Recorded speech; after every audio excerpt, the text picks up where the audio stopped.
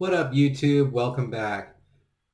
As it says in the title of this video, I'm going to be talking about the buying experience that I had with my Honda Civic Type-R at the dealership specifically. So to start off, I want to talk about how, number one, each person who buys their Type-R is going to have a different experience probably, unless they didn't do any form of negotiation whatsoever. So if you are the type of person who had a great negotiation, a great outcome, first and foremost, kudos. But I didn't have the perfect experience. I did not get my Type R at MSRP. That said, there's a few different factors that I believe actually made a difference as to why it is that I didn't actually get MSRP. First and foremost, I live in the Pacific Northwest, specifically the Seattle area. Pretty wealthy area. Dealerships can get pretty aggressive and take advantage of the fact that this is a rare car. Another factor is that I wanted the championship white. One of the things that I heard consistently when talking with all the different salespeople is if you go with a different color, you'll likely get the MSRP. But if you're going for the championship white, that is the car that is in the highest demand, it is much less likely that you'll be successful in getting the MSRP. That said, I did not get the MSRP. I paid $3K over, which to me is pretty amazing. Another thing that I would like to say is that I did not have a trade-in or any other kind of value to adjust the MSRP factor whatsoever. So what ended up happening was I had been shopping for a Honda Civic Type-R for over a year. As I mentioned in my first video, I was originally looking at the Type-R, then the Toyota Supra came out, and I was really interested in that. Long story short, not my car. Went back to the Type-R, which was what I originally wanted, and it took me over a year to get the car at the price that I paid. So first off, they're rare. So usually they were even sold before the things even landed. It was crazy. So when I first started, I started by calling all the local dealerships in my, Western Seattle, Western Washington, Seattle area.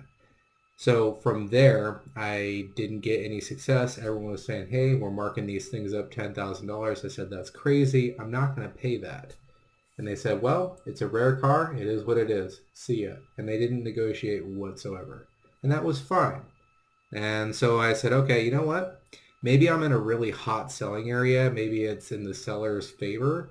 So that's why they're not going to negotiate with me and come to a fair price point that I can agree with. So I decided to expand my search. I started calling, first off, every other dealership within Washington. And then after that, I still didn't really get any different results. Same situation was happening. So I then decided to start calling Idaho. I also started calling Oregon. And Oregon was just as expensive and Idaho was just as expensive too. So I didn't have anything better than where I was to start in Washington State. So I continued to be frustrated. I got to the point where I met with these sales reps over the phone and I would take their numbers and I'd literally be texting them saying like, hey, what's your situation on the Type R? And they would come back and say, still waiting on something. Or they would say, we have a black one coming in, or we have a red one coming in, or we have a blue one coming in. I said, I don't want those. I want the championship white Type R, period. I don't want anything else. If I'm going to spend this kind of money, that's what I want. And they said, well, keep looking. Good luck. And that went on and on. It just felt like forever. So I was getting to the point about a month ago, just before I got serious about, or when I finally got serious about buying my car, I then went to a dealership and they were finally giving me a price that wasn't 10K over, it was 5,000 over. I was like, okay, fine, I'll do it. I'm just done with trying to find something else, right? So got down there. And another thing that I'd like to mention is that if you're going to be buying a car, never buy alone. That is the biggest mistake that people make. Always bring a friend. If you're married, bring your wife, anything. Someone's got to play good cop, the other person's got to play bad cop. So when I, was talking with the dealership in Seattle and they were saying this is going to cost $5,000, I was like, okay, you know what? Fine, whatever, screw it. I'm just going to go pay the $5,000 over and be done with this because I want my car too badly at this point. So I got down to the dealership and I wasn't done. I wanted to negotiate, and the sales rep told me, no, we're not going to negotiate. So at that point, again, it's just me and my wife. She took us over to her desk and she started talking, and I stopped. I stopped talking, and I just continued to play on my phone. I was texting the other sales reps, and I was telling them, hey, I'm currently at Seattle dealership right now. Last chance to make a deal with me. And they all started then getting serious, saying, okay, hey, we'll do 3 over, and the next car that lands, it's going to be yours. I was like, okay, now we're working. And then I went back to the sales rep. I said, are you able to change the price? Because I have other sales reps that are willing to work with me. And she said, no. And then I was like, okay, thank you very much. And I reached out to shake her hand and thank her for her time. We were leaving, and she wouldn't even shake my hand. She turned around, or she said, hang on one second. And she turned around and walked away. I was done at that point. It was really clear that I was done. I was wasting my time, and I only wanted one thing, and she wouldn't negotiate with me. So I left. And then they do what they always do. They call you up on the phone. Hey, I didn't know you were leaving. Come back. And I was like, are you going to change the price?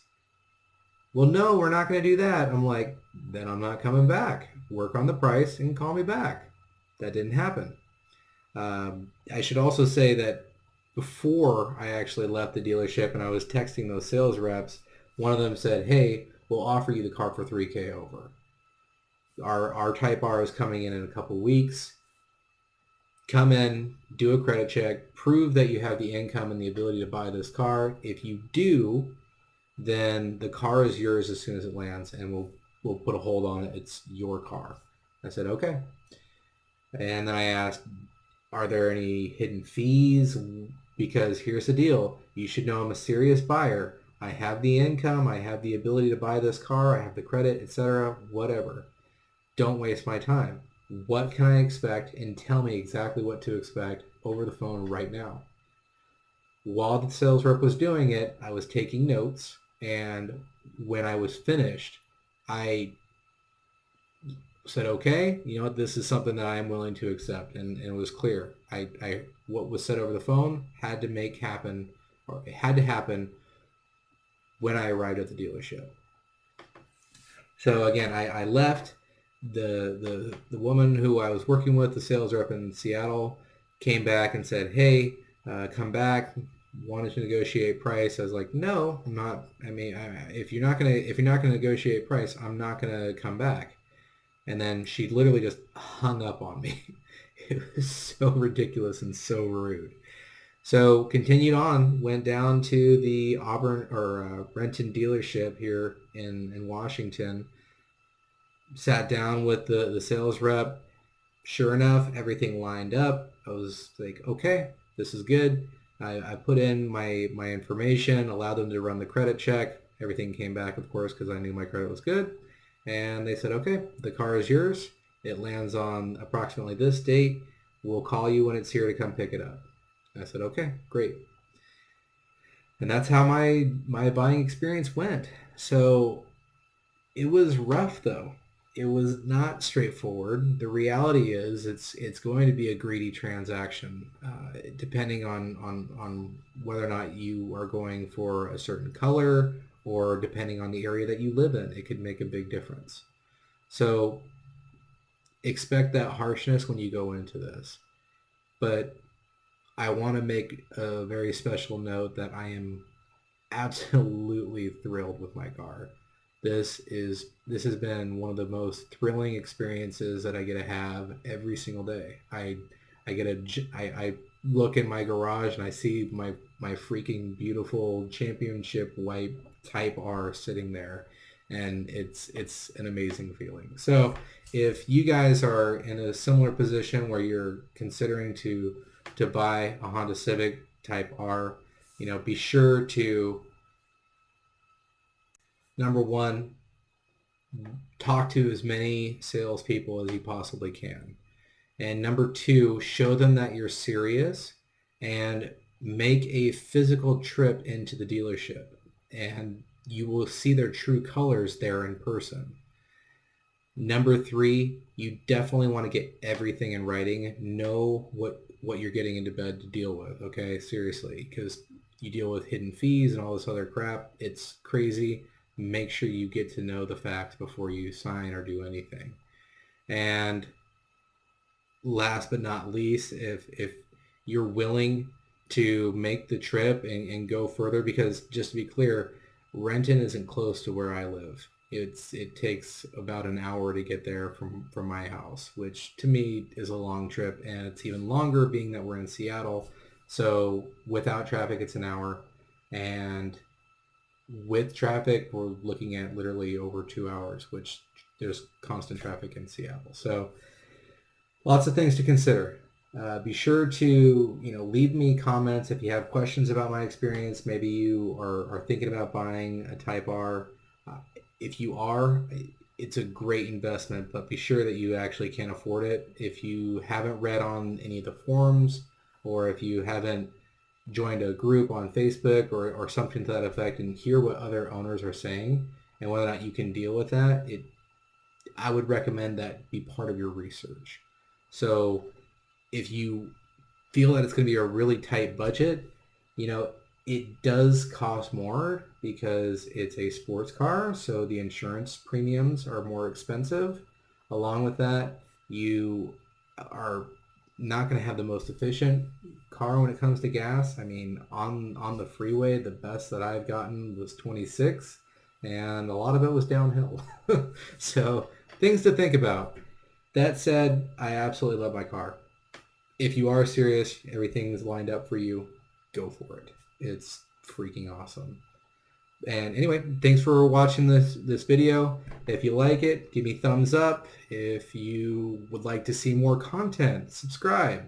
If you have questions, leave a comment. I am listening. I would love to share my experience and help anyone out who's in a similar position to where I was before I bought the car.